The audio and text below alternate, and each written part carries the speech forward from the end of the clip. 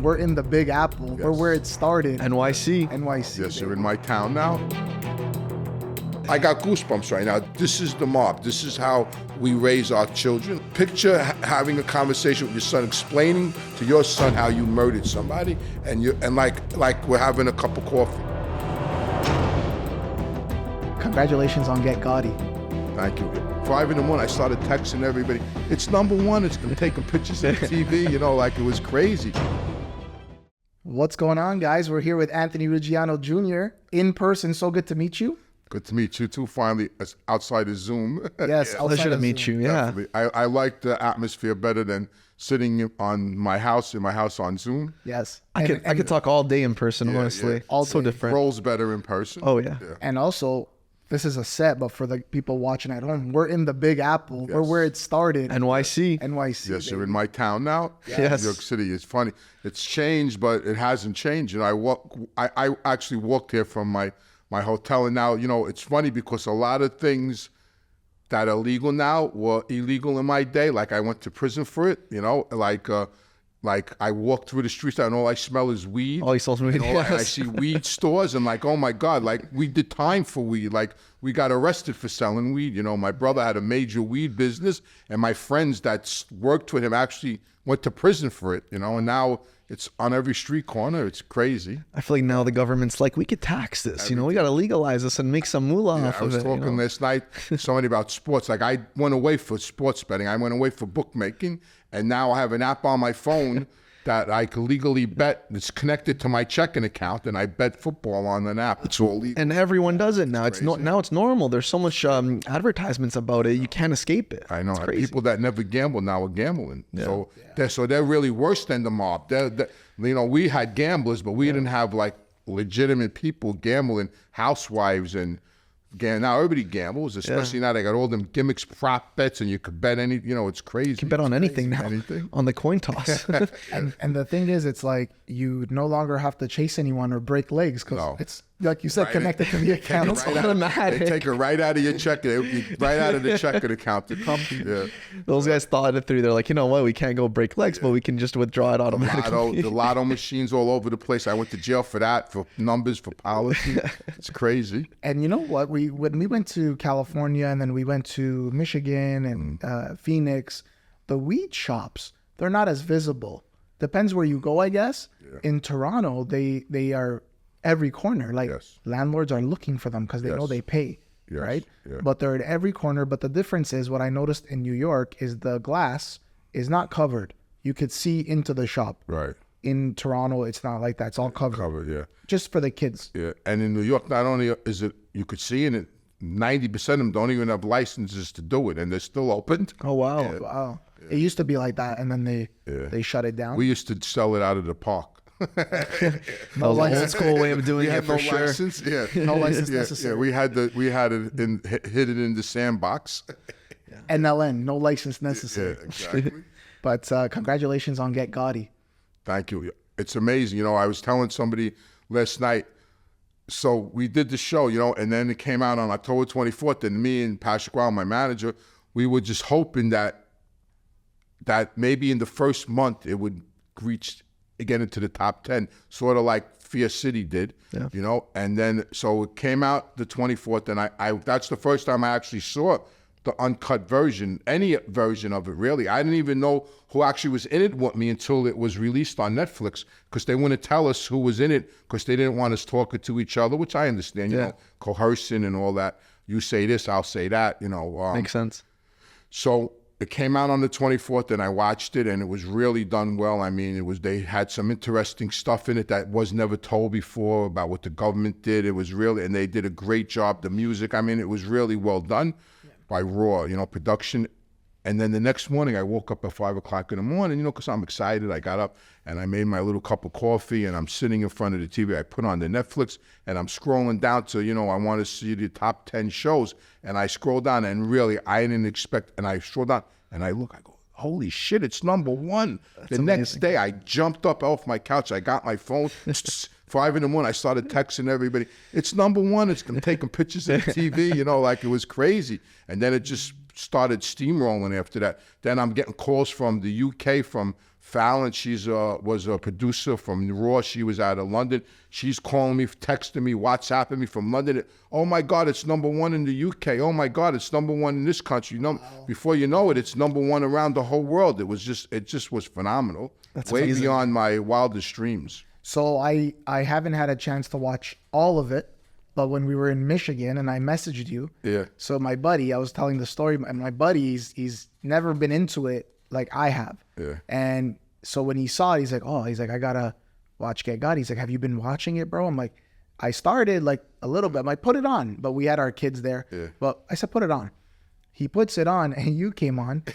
He goes, bro, look at these guys. Like, they look like normal guys, but these guys kill people. Whatever. He's talking about you, right? Yeah. And I'm like, he doesn't know. Like, Yeah. I go, are you talking bad about my friend? So remember I took the picture and I WhatsApp?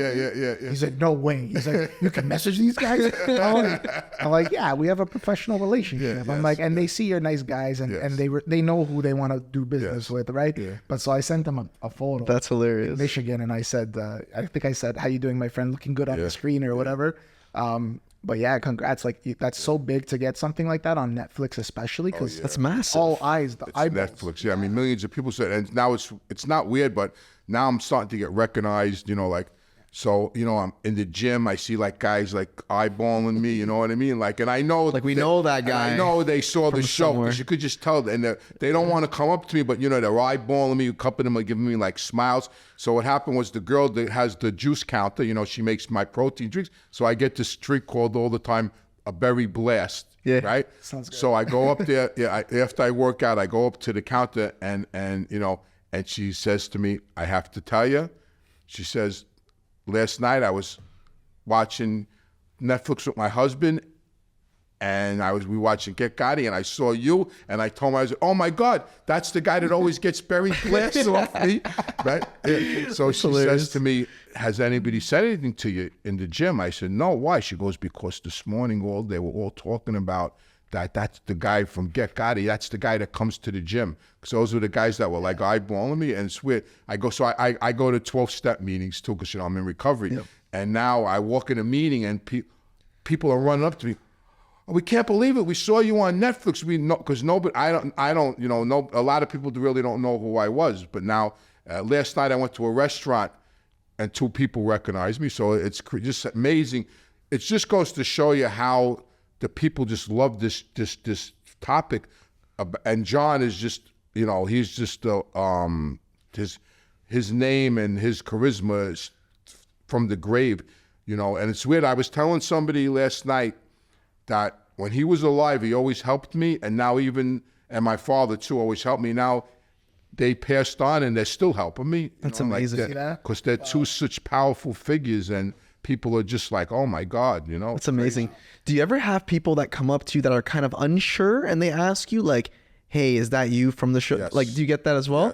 Yes. I feel like would it be easier if you just wore a shirt like at the gym saying like, yes, I wore my Reformed Gangster. Yeah, Or you get one that says, yes, it's me. Yes, it's me. That happened to me a few times because they're not sure. They're staring at me and they go, yeah, it's me. I was in the show, Get Gotti. Yeah, but it's just amazing what's going on with the show. It's really it's great. So I was sharing with you like why we started getting into the genre, and it was actually Michael who, when we reached out to a few guys, Michael was the first one who said, yeah, we'll do it. You also have a Christian background, etc. And he wanted to help, and he did. He really did, because we monetized our channel, albeit on a smaller level, but right away with his interviews. Yeah. So we got into it, and then one day, Michael, we were doing another live session, and I opened it up to, we're in the real estate business, but we're also in the mortgage business.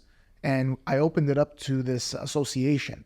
I said, you have a lot of brokers and entrepreneurs. If you guys want to let them in on this and listen to Michael, like no charge, just, and I gave him his bio and everything. Right. And they sent out an e-blast, and I guess they took heat on it because some people were like, why are you guys doing this? It's a mortgage business, and he's a former mob guy. And I took so much crap from the head of that association. And I'm like, first of all, I sent you the bio. Why did you not read it? Yeah, right. Why did you send it out if you think there would have been a conflict? I go, and second of all, I go, the guy's a reformed man. I go, it's someone like that you want to listen to, and he's bringing his experience and telling you what not to do, what to avoid. And then he has principles along the way that you could use in your business. How many in the mortgage business are doing fraudulent paperwork and fraudulent loans and fraudulent? Exactly. The 2008 financial crisis was based a lot on that, right? Right. I go, if anyone needs to listen on fraud, it's you them. guys. Yeah, right. And we took heat, and they don't blackball you, like it's not like that, but they look at us differently. Like, how do you know these guys? And I'm like, guys, and I always question myself, but remember what I said, success leaves clues. Of course. And Patrick, that's the blueprint we're following. Yeah. Patrick's a successful guy. We want to be at that level. Right. Yeah. Why was he interviewed? He was the first guy that really put Sammy on YouTube. Exactly. It's one of his best videos. And Vlad too. Look at Vlad. yeah. Vlad was a hip hop DJ. Yeah. He does all of us. When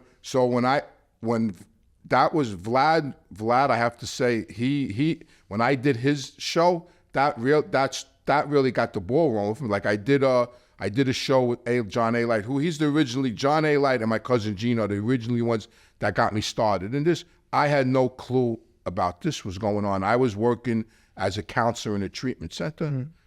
Nobody even knew my name. One person knew who I was, and where I was living, nobody knew who I was.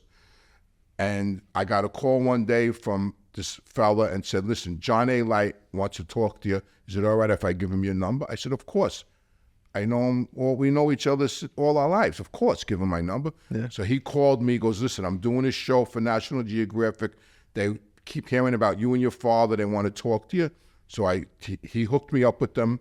I got in National Geographic Narco Wars with Drugs, Bugs, and the Dapper Don, and that was a good show. Then I hooked up with a manager, contacted me, and then I did Vlad. And when I did Vlad, it started the ball rolling because he has a big following. He's in the hip hop business. Yeah. The kids all watch. When the kids hear I was on Vlad, they go, "You were on Vlad? Oh my God!" You know, they love it. You know. Yeah. And so, you know, why not do it? Why not? Why not? You guys interview us. So it's like our business is real estate based in Ontario. Yeah. Ontario's like the state of New York. Right. Right. And in it's limited to the geography.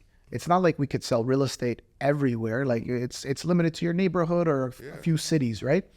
So I was thinking about this today when I was in John's house. I was like, I like to take in the environment when I'm there. Like when we were with Sammy in the middle of the interview, I'm like, this all goes so quickly. I want to register it up here. So I look around, I look at the lights, and I was doing that at John's house. Yeah.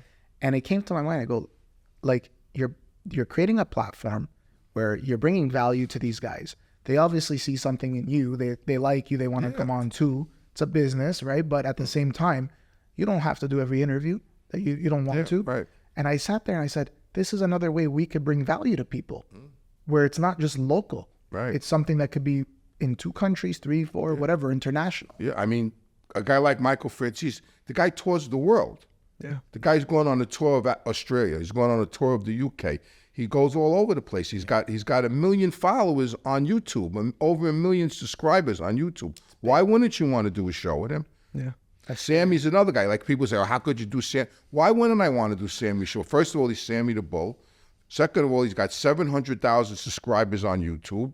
His name is known all over the world. Why wouldn't I want to go on this show? You know what the problem is? I feel like people are really fixated on the past, right? Which it is important, right? But it doesn't, I don't think it defines you, right? Because if we were all defined by our past, then, you know, no one's perfect. We've all done bad stuff. So it doesn't really make sense, you know, in terms of, you know, you guys, you're not glorifying the life. But some people, I feel like, still treat you guys as, you guys are mobsters right now, even though you're reformed, right? And that's why I love Reformed Gangsters, because it shows that, listen, you're not glorifying the life, but we've, you know, hear stories from that life and how we've learned from these stories and these events that, you know, can teach a lot of people, especially the younger generation, really good things, right? Yeah, for sure. Yeah, people still treat me like I'm still in the mob, but, you know, but they know I'm not. They know, like, they don't have to fear me. I mean, they know I'm not going to kill nobody, you know what I mean? Like, I'm not going to hurt nobody unless you physically hurt me or try to hurt me, then of course I'm going to defend myself. For sure. That's anybody, yeah. But, you know, people respect the fact that, you know, I lived that life. I survived it, and now I'm doing what I do now. And people have some kind of, you know, have a little respect for that, which they should. You know, listen, nobody could walk and nobody could understand the lives we had. Like Michael and I had these bigger than life fathers. You know, my father was a big gangster. Sonny Francis was a big gangster. You know, and we grew up in an environment. Well, I can only speak for myself. I grew up in an environment. That's all I knew. Like, I didn't know. You grew up in an environment. I'm sure your father was a legitimate guy. You know, my uncles were legitimate. My cousins, when I would sleep over my cousin's house, it was in a different environment. And they were my cousins, my blood. But, you know, I grew up in this environment. My father's partner, Tony Lee, was a wise guy. They got made when I was born. You know, when I got sentenced for the murder in 2014, I'm in front of the judge. And Judge Weinstein tells me, how long have you been an associate of the Gambino family? And I looked at him and I said, since birth. Mm-hmm. He thought I was joking. He goes, what? And my lawyer got nervous a little bit and go, well, he just means that his father was made the same year. And my lawyer went into this thing because I wasn't joking. I was dead serious. Yeah. When my father got made by Albert Anastasia in 1953, the same year I was born. He used to tell me and other people, when the best year of his life was 1953 because he became a father and a made member of the mafia. That didn't do me no good. I mean, lucky me. Oh, he couldn't have became a milkman that year, or you know, a carpenter that year. Yeah. You know, he had to become like a button guy. You know, yeah. And that's what I was born into. Yeah, no, it's you were born right into it, so it's the truth. Like that's just what it is. You kind of by default. Right. So I didn't choose it. Yeah, you know exactly. what I mean? That's all I knew. I was just going to say, it wasn't your decision, right? Like you said, you were born into it, right? But I was going to ask you, so with that being said, if you could go back, like, are you happy with that? Or, you know, did you wish that you were born into like a normal, typical family? I wish that the day I got thrown, I wish that when I was 16 years old and they kicked me out of high school, I wish my father would have beat the shit out of me and dragged me back to that school and threw me into that classroom and made me go back to school. That's what I wish happened, but that didn't happen. What happened was he put me to work. You know, he didn't want to. He wanted me to he wanted to get me into bricklayers with his bricks. Yeah, that's what it reminds me of. He wanted to get me into the bricklayers union, which at that time in 1969 was a great job, but it was hard work. You know, and everything was built back then with brick. Today it's bullshit, but everything back then was built with brick. So it was a great union and a great job. And now I knew he was a wise guy. I'm getting treated with respect. I'm Fat Andy's son. I have a little rep now in the neighborhood. I got a little crew going. You know what I mean? Like I don't want to go lay no fucking brick. You know what I mean? So he says to me, well, what do you want to do? I said, I want to go to work for you. And he didn't want me to, you know, but he had no father. His father died when he was 6 years old. My grandfather got hit by a trolley car in 1932 and died in the street in Brooklyn. So he never had, he also was raised by the mob. His two best friends, Lenny and Larry, when he was a kid, 7, 8 years old, fathers were in Murders Incorporated. They were Happy Mayoni and the Dasher Abendando. They both got the electric chair. So these men were his father figures, so he sort of was born into it like me. So he didn't really want me to be in a mob, but when I told him I want to work for him, he told me, all right, well, remember one thing, going to work for me, going to jail is all part of the job. He tried to scare me, but, you know, like at that time, now I was just okay with it. You know, now I'm 16, I'm lost in that life I wanted. I'm amazed by it. I you know, the glitter, the respect. Now, and he put me to work. He put me to work in So the next day, he took me to this club on Merrick Road in Long Island, and this guy, Philly the Pimp, owned it. He wasn't really a pimp, but that was his nickname. He might have been a pimp at one time, I don't know, but then he was. But that was his nickname, Philly the Pimp. Yeah. And he owned this club. He was with my father and Tony Lee, and they put me to work in a blackjack game, and that was the beginning. And then, but my father wasn't. He made me. I started out at the bottom. Like I was, don't get me wrong, I had some props because I was the boss's son, but I worked. I learned. I worked in a blackjack game. Then I worked in a dice game. Then I started writing numbers. Like I was in the, I learned every facet of that life.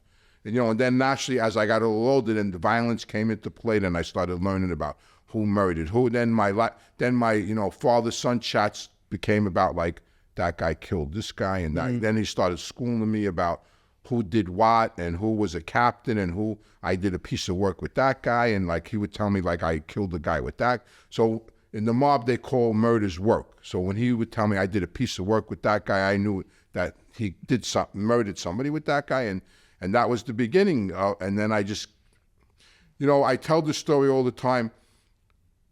He took me out with him. So after I started working with him, he took me out with him one night. It was a Friday night, and I tell the story all the time. So he takes me to this bar in Brooklyn, and it's a Friday night, and the bar's packed with people. It's a neighborhood bar, but he knows the owners and everything, and it's packed with people. And we walk in, and I'm like 17, and we go up to the bar, but I'm drinking now. I'm at Fat Andy's son. They're giving me. I'm drinking. I'm drinking scotch and soda. I'm right. So I'm smoking Marlboros, and I'm sitting there. I'm a little gangster now. You know what I mean? For sure. So I ordered the scotch and soda. I'm smoking a Marlboro, and we're bullshitting, me and my father, and the place is packed. The jukebox playing.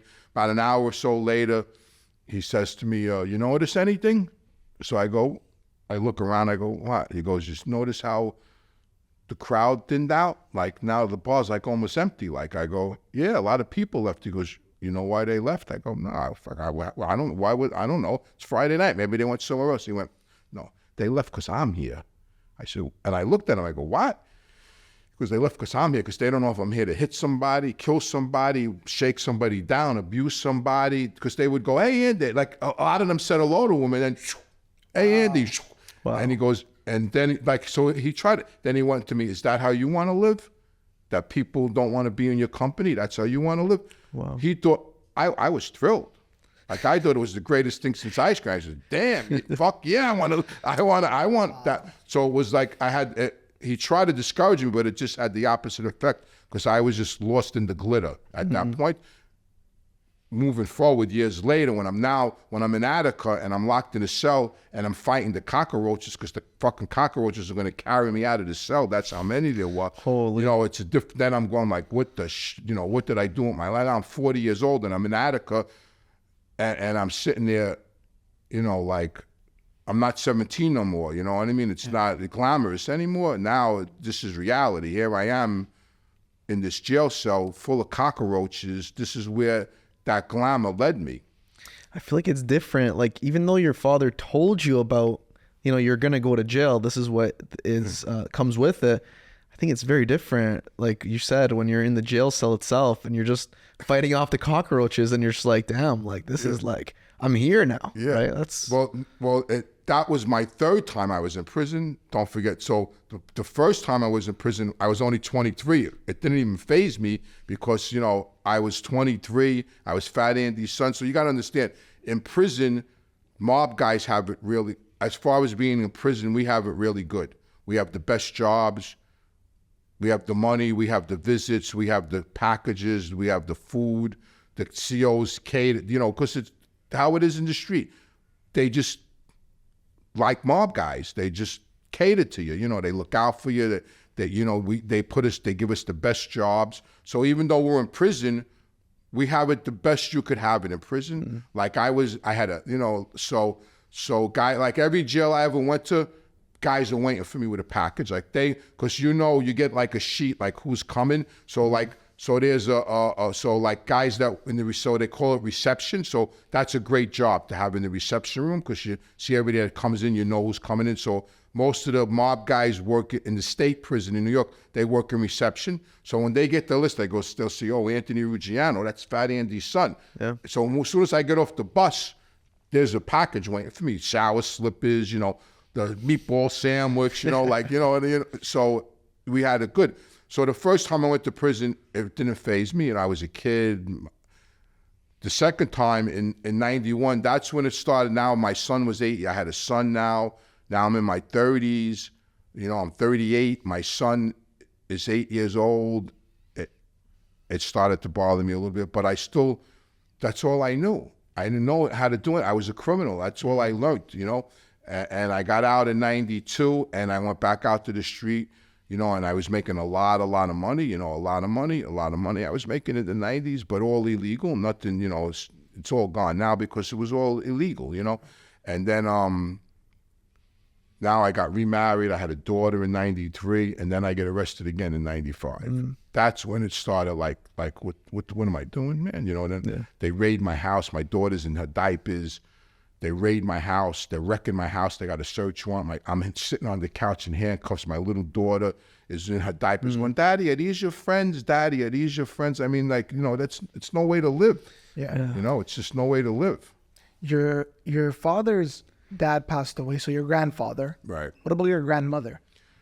My father's mother was a tough lady. He was the only, so he had 8 siblings. He had 4 sisters and 3 other brothers. He was the baby of the family. He was the youngest of 8.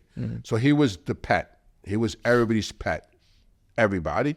And she tried to control him when he was young, but, you know, he was uncontrollable. You know, she would make him, like, when he got in trouble in school, she would make him go get a 25-pound bag of potatoes and carry it home. And then when he got home, she would beat him up. You know what I mean? Like, you know, so he got in trouble when World War II broke out. He got drafted.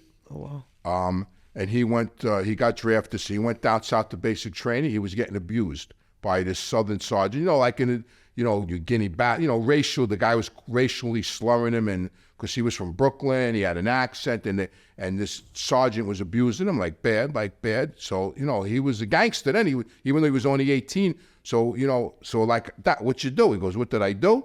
He goes, I'm going to tell you what I did. He goes, I waited one night. I was in the barracks. I waited one night. I saw this scumbag going to the latrine in the back of the barracks. He goes, I watched him go through the barracks, go out to the latrine. Because I went out to the latrine and I fucking stabbed him 100 times. He lived, the guy. He said, I stabbed him and then I hitchhiked back to Brooklyn. Oh, shit. I mean, now this is an 18-year-old kid. He stabbed the sergeant. He goes back to Brooklyn. He's on the lam in Brooklyn. They go to my grandmother now because the war's on. And they go to my grandmother and they tell my grandmother, listen, if your son doesn't, right now he's AWOL and he's wanted for stabbing the sergeant. Thank God the guy lived. But if he doesn't surrender himself, we're going to put him down as deserter during the war and we're going to shoot him on sight. It's a, you know, the war's on. You shot on sight, you know. So my grandmother made him surrender. He listened to his mother, but she couldn't control him. She couldn't stop him from being a wise guy, you know. She was tough. She was a tough lady. Because don't forget, she raised all them kids without a husband. She never got remarried. When my grandfather died, she got a settlement from the city because he was on the job when he died. He actually was a trolley car mechanic, and he got hit by the trolley car in the train yard. And so she got a settlement, and with that settlement, she bought a candy store in East New York. So she was a hardworking woman, you know. And she was, so she was tough, but she couldn't. But all my uncles and my uncles were all legit. One of my Uncle Frank, they were legit, but he was he Shylocked on the job. And, you know, they all worked for the transit except my father. They all followed their father's footsteps except my father, of course. You know? What ended up happening with the army? And he went to jail. He surrendered. Yeah, so he surrendered. He got and 15 years. 15 years for that. They sent him to Leavenworth, but when the war ended, because he was a kid, the guy lived. So after the war ended, he got out. They exonerated him. Well, they let him out of prison. He was in Leavenworth. They let him out of prison, and 6 months later, he got rearrested again in Brooklyn. He went back to jail. To jail, and then he did a couple of years in Sing Sing. And then he got out, and that's when he got hooked up with the mob. Then when he got out, he was robbing poker games with his partner, Tony Lee. They were robbing poker games in Brooklyn. Wise guy, they didn't care. They were crazy. And he robbed this guy, Charlie Wagon's game. He was a wise guy in East New York. And Happy Mayoni, the guy that was in Murders Incorporated, his brother, he had a brother named Albert, and Charlie sent for Albert because he knew and he said to Albert Mayoni, who's this kid Andy that's robbing all these poker games? You think you could get the money back? So Albert told Charlie, there's only two things you could do with this kid. Either you could kill him or give him a job because he ain't giving you back the money. He goes, well, who is he? He goes, that's Liberty's kid brother. Now, Liberty was my Uncle Frank, my older uncle, my father's older brother's brother. He goes, that's Liberty's kid brother. He goes, Liberty's kid brother. He goes, could you bring him here to talk to me? So Albert said, yeah. So Albert Mayoni went to my father and said, listen, Charlie wants to talk to you. So he went with Tony Lee. Tony Lee waited outside with 2 guns. And if my father wasn't coming, because they were wild kids, so Tony waited outside for my father, and my father went in the bar where Charlie was, and the wind-up was Charlie gave him a job. Charlie fell in love with him and gave him a job driving his car. And my father became his driver, and that's how he got, and then Charlie introduced him to Albert Anastasia. So there's always these stories of who's who, and there's always these doubts, you know, this person's feuding with this person, social media, and was this true or not? But it seems like there's a consensus with your father. Your father was who he was. How do you get to that level? Like in the mob, like how do you reach to that point where they go, you're not messing with this guy? Well, in my father's day was when, you know, because she did work. So what happened was, so when he got hooked up with Charlie, Charlie put him on record with that family. So Charlie's a soldier. He went to his captain and he said, I got this kid with me, and they put him on record. So now he's an associate with Charlie. In my father's case, how he explained it to me, so after a while, Charlie took him outside one day and said to him, listen, he goes, I want to ask you something. He goes, what? He goes, if we asked you to kill somebody, would you be willing to do it without asking any questions? Now, my father knows the deal. Now he wants to get made. He knows that's the way in. Because back then in the 50s, you had to do that to get made. It wasn't like today, you know, you bring me a lot of money and you want a button. Oh, you're straightened out. Don't worry, you know, and you end up pricking your finger. You know what I mean? Back then, you had to do what you had to do. You know what I mean? I don't like to say make my bones because that's like a Hollywood phrase. You know what I mean? Like, but that's what you had to do, you know? So he said, yeah. And then a while later, so now he's still living home with my grandmother. Like, he's a kid. He's only in his early 20s. He said, I didn't even start shaving yet. Like, I had no hair on my face. You know, he's living with my grandmother. And he said, this first time he did it, so he said, Charlie picked him up at my grandmother's house. And he got in the car, and there was Charlie and another guy. And the crash, and another car was behind them with Charlie's brother, Danny, who was also a main member with Albert Anastasia. And he said, I got in the back seat and we pulled out and we drove away a while away. And he said, and then I whispered in the guy's ear. So I looked at him, I go, whispered in his ear? What are you talking about? What do you mean you whispered in his ear? He goes, I whispered in his ear. And I said, now I understand. Yeah. And he was only like 23 years old when that happens. Oh, wow. You know, he said he was nervous. I said, how'd you feel? Now you got to understand, this is how crazy this is. Like, this is a father-son having a conversation. Like, now you're a father and you're a father, right? Yeah. You have a son? Yes. You have a son? Yes. Picture having a conversation with your son, explaining to your son how you murdered somebody, and like we're having a cup of coffee, like, all casual. Yeah, I can't. In the middle of the story, it's like, give me the cream. This is the mob. Yeah, this is insane. I got goosebumps right now. This is the mob. This is the mob. This is how we raise our children. Like, I could never, you know, and he's explaining to me how he murdered this guy and how he felt that he was nervous and until he pulled the trigger. And after that, on the next one, he wasn't nervous anymore. Like, he was just nervous the first time he did it. So your dad was one of those guys, he did the work himself. Yeah, with other guys, you know, always drivers and whatever. Yeah, he said he used to call them suicide missions. Like, he killed a guy in a florist with another guy in broad daylight. And that's what, so what happened was, to answer your question, so now Albert Anastasia was the boss. His nickname was the High Executioner, as we all know. He was the head of Murders Incorporated. And because my father was a ballsy kid and he did what he did, Albert took a liking to him and started calling him the kid. Call the kid, get the kid in here. And Albert Anastasia took a liking to him. Now, in 1953, the books were closed. So when the books have to be open for you to get made, unless you're a special case. If you're a special case or somebody dies, they want to replace the member of the family. And so being that my father did work for Albert Anastasia, Albert passed his name around to get made. Now, being that, now getting back to robbing the poker games and everything. So my father had robbed a poker game that belonged to this guy named Tony the Sheik. Tony the Sheik was a member of the Vito Genovese family. So when you're getting proposed to be made, they send your name around on a piece of paper to the 5 families to see if anybody wants to put a beef in, like to make sure you're 100% Italian. If anybody knows anything bad about you, to come forward, because they want to, everybody has to approve the name. So now they passed my father's name around, and Tony the Sheik puts a beef in. Okay. To stop my father from getting straightened out because my father robbed his poker game. So now they have a sit down in Manhattan, Tony the Sheik, his captain, Albert Anastasia, Charlie, this guy Tommy Rava, who was my father's captain. Now my father's not made.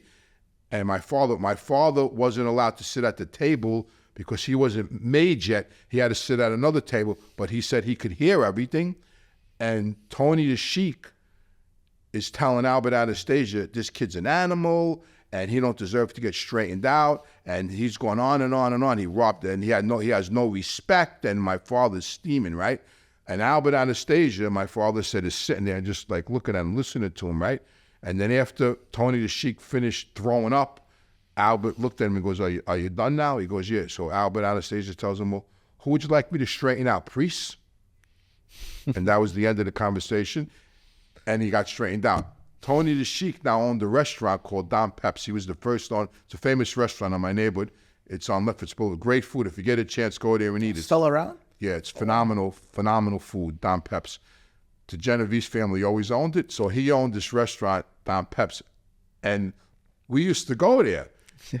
And when I became a teenager and knew the deal, we would go there, and Tony the Sheik would be there, and he would come over, hey, Andy, how are you? And this and that. And then when he would walk away, my father goes, yeah, now he's my friend. When I was a kid, he wanted to get me killed, the son of a bitch.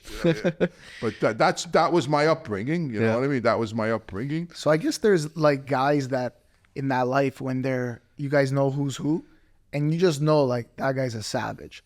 Like don't mess with him in a good way, like in a good way in that life. Well, I had it lucky because, he schooled me, him and his partner, Tony, they told me who was who. And then for me hanging out and running around on my own, you know who's who, you hear things, you see things.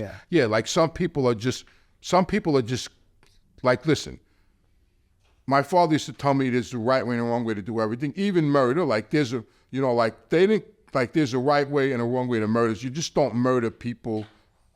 Innocent, you just don't murder people. Like people, he always felt like the people that was murdered just broke the rules, But there was wise guys that were vicious, right? Like or bullies. Like I know, like there was this guy Anthony Stabile. He was with the Lucchese's. He was vicious, like they would kill girls, and they were vicious, like there was some that were bullies, My old man and his partner weren't like that. Even John Gotti wasn't like that. They were just dangerous, they were dangerous. Like, if you mess with them, you were going to have a headache. But some people were just vicious and nasty and, violent. They just liked it. Some people liked it. Some people did it because that was what the life they lived. But some people liked it. Right. We often like to talk about, the past, of course, because it's very important because it's led us here. But we also want to talk about, legacy.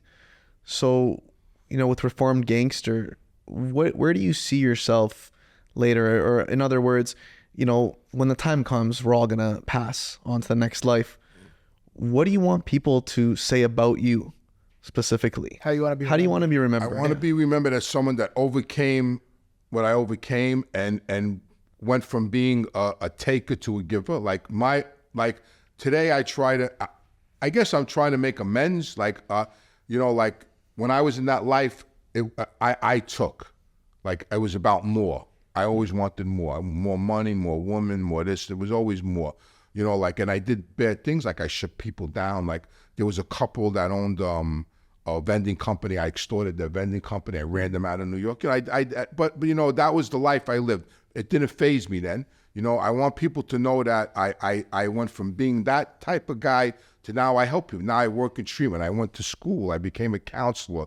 You know, and now I help. I don't hurt. You know. Yeah.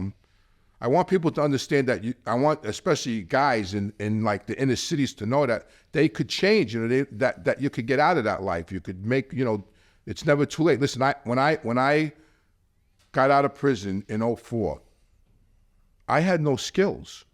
My father, he was a good father. He took me to, you know, he was ball games. He came to all our Little League games. He you know, took us to the boxing matches, to the Yankee Stadium. He was he was a good father in that sense, but he didn't teach me any skills, how to, any life skills. He never taught me how to use a tool. You know, like he never taught me how to fix anything or build anything. All he taught me was about how to be a bookmaker, a murderer. Like we murdered people. Like me and him, like we plotted a murder together. Like how do you do that? How do you sit down with your son and we plotted a murder? He asked me to kill somebody once, and I told him no. He got mad at me. I mean, you know, he literally got mad at me because I didn't want to kill him. He goes, you know what? This guy's got to go. I go, what are you fucking kidding me? I'm not killing this guy. And he got mad. Don't worry about it. I'll take care of it. He got mad at me. You know, I want people to know you could overcome all that and change, you know, and that's the bottom line, you know. Now I'm content, you know, I was never content, no matter how much money I had, or I was never content. But now today I'm content. Thank you. Yeah. We're on the topic of your family. So was it just the 2 kids you have? I have 2 kids. I have a son from my first marriage. He's 40. And I have a daughter from my second marriage. She's 30. What's your relationship like with them today? Oh, I have a great relationship. My daughter's a college graduate. She went to Michigan State University, which is amazing. She's the first one out of our branch to graduate college. You know, we weren't big on school. They're good. They're good kids. Thank God. They don't, you know, like I made sure my son always worked when I was in prison. You know, I made sure, like I told him I'm not going to do the same thing. You know, I scan him a little bit. You know what I mean? I'm not going to do the same things that Grandpa did with me. Like, I mean, I used like when I was mobbed up, I used like a little mob mentality. So like his friends were playing around with drugs and I found out about it. So I was home then, you know, I was in the street. So he was, I don't know, he was 12 or 13 or whatever. So I sat him down. I mean, it was a little bit of an abnormal conversation, but it worked. And I sat him down. I go, so I hear your friends are fooling around with drugs in the neighborhood, right? I said, well, this is what we're going to do. And my father was still alive. He was in prison. I said, this is what we're going to do. I said, you could take drugs. I said, take drugs. I said, but you know, I'm going to find out who the drug dealers are, right? And he goes, yeah. I go, and when me and Grandpa find out who the drug dealers are, we're going to kill them. And he went, what? Just like that. I said, we're going to kill him. And then I want you to know that the reason why he's getting killed is because he sold you, my son, and Fat Andy's grandson drugs. So now you go take drugs. I assume they worked. Scared him straight. He didn't take drugs. He smokes weed now a little bit, but he didn't take drugs. That's smart. But when I was in prison, I made sure that I told him, you could be in the street and you could get locked up, but I'm not helping you. I'm not helping you. I'm not going to help you. I'm not going to get you a lawyer. I'm not going to bail you out. And he goes, what, are you kidding me? I said, no, I'm not kidding. I'm dead serious. I said, you got it. And I made him go to work because I knew then that it was wrong. I knew then that that's not, you know, normal people don't live that way. When I was living that way, I thought it was normal. I thought you guys were abnormal, you know, and we were the normal ones. But, you know, that's not true because everybody I thought was a jerk off back then, today they're retired, they have a pension, Social Security. I don't have shit. You know what I mean? I don't have none of that. I don't have no pension, the mob didn't give me a pension. I never paid taxes until now, the past 10 years. Listen, when I paid taxes at 60, I got a job, I put my tax in, they weren't sending me my money. So I called up the IRS, I go, excuse me, where's my money? The guy says, who are you? So I had a government name, so I told them the name. They go, where you been for 60 years? Oh my gosh. You never filed an income tax. This might be a fraudulent senior citizen fraud. They made me go to the IRS office with all kinds of paperwork and everything to get my money because they never heard of me. Wow. So, Well, that's crazy. you know, it's crazy. It's crazy because even the legit guys, So you talk to some of these guys, right? Like someone who we're interviewing yesterday. They're like, oh, you should see the lawyers and all the crimes. They do it to women and children. Yeah. Look, there's scumbags everywhere. Yeah. I don't think that's an excuse for someone to be a scumbag. Of course not. You know? Yeah. Like, at the end of the day, there's good lawyers. Yeah. There's good realtors. Right. There's good doctors. There's bad ones too. Yeah. Listen, two wrongs don't make a right. Exactly. Yeah. Two wrongs don't make a right. You know, and I, you know, you know, I wish when I got out of jail in 2004, I drove a truck. I never even knew how to drive. Like I said, I had no skills. Guy calls me up because now he calls me. He goes, listen, we need you know your way around Manhattan. I said, of course I do. He said, you know how to drive a truck? Yeah, I never drove a truck in my life. Yeah, I know how to drive a truck. He goes, okay, come talk to the guy that owns the company. So I go talk to the guy that owns the company. It was called Island Acoustics. It was out in Smithtown, Long Island.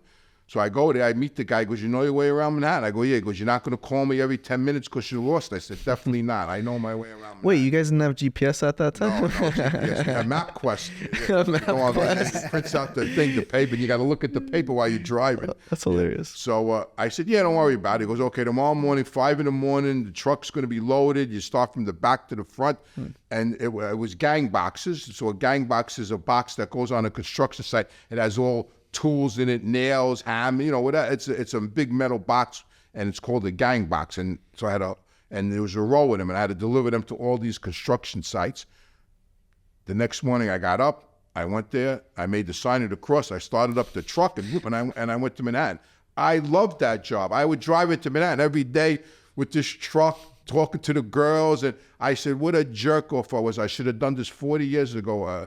Because my friends became Teamsters. When I got kicked out of school, I lived right near Kennedy Airport.